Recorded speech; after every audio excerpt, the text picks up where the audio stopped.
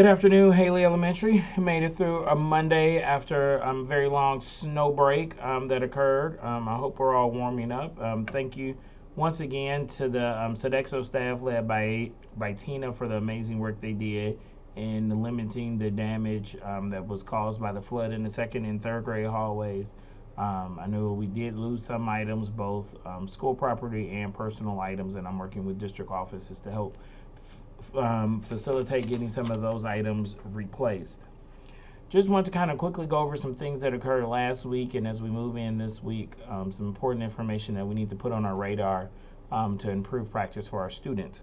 For one, I believe Natalie's goal was to meet with each grade level either today or definitely through the end of this week to collect some information on Dreambox usage. She had the opportunity last week to meet with representatives from Dreambox. Right now, we're showing as one of the lowest schools in regards to our Dreambox usage.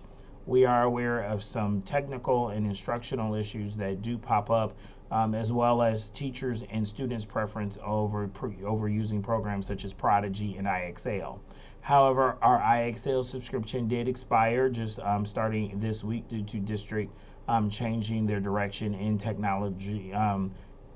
technical supplemental materials and focusing on Dreambox. It is the district expectation, and therefore my expectation here at the building, that all teachers are using Dreambox in your classrooms at a minimum of 20 minutes a week, twice a week. So that's a total of 40 minutes. So 20 minutes a day, twice a week, in each of your classrooms.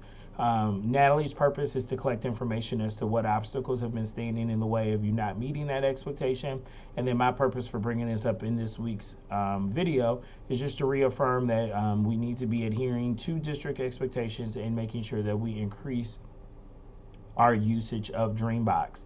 We are also planning an additional webinar for grade levels in regards to how to use the data and also the instructional tools in relationships to Dreambox to hopefully improve and increase the usefulness of the program for you and for guiding your instruction. So that will be coming soon. But again, look at your plans for this week and coming weeks to determine how you can incorporate that 40 minutes of weekly Dreambox usage for your students. Another thing that I want us to keep our eye on or our renewed focus on is during grade level collaborations to make sure that we're adhering and aligning our work to the teaching and learning cycle. I will say that I've not been kind of holding accountable or looking at your notes on an ongoing basis, but I am reviewing those notes uploaded to the teaching and learning cycle connection on the LMS in regards to how teams are going around and completing the entire circle, and that's from analyzing your data and setting goals to learning together and collaboratively, implementing new learning, and then also how are you monitoring the effects of your instruction in completing that entire cycle. So when I come to collaborations throughout this week, that would definitely be my focus of observation of how are we aligning our work to that teaching and learning cycle that is also a district expectation. Third grade, and I spoke last week, and they'll be working on how to use common assessments or common teacher developed assessments through IO, and they'll be working on that project that we hope to share with other grade levels very soon. But in the meantime, if other teachers or entire grade levels would like to start to dive into how do you build assessments to assess for learning through your units, feel free to do so, because that's a valuable tool. And again, due to the district direction, we no longer have an Edulastic subscription. Lastly, I had the opportunity last week to talk about with grade level teams about the direction and how we use our IO assessment data as well as other assessment data in small group instruction. So I will be visiting 3rd through 5th grade classrooms to observe those practices. And then in K2, we talked about really moving that phonics block to the beginning of your instruction in reading to make sure that we're getting that in each day, and also helping you plan for your small group instruction.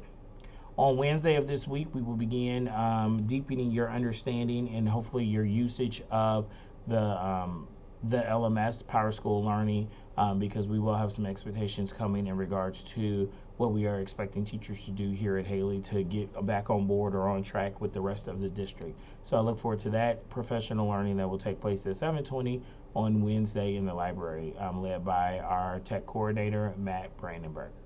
Other than that, let's have a great week, and thank you for your dedication and your hard work in the next coming days, preparing and executing parent-teacher conferences.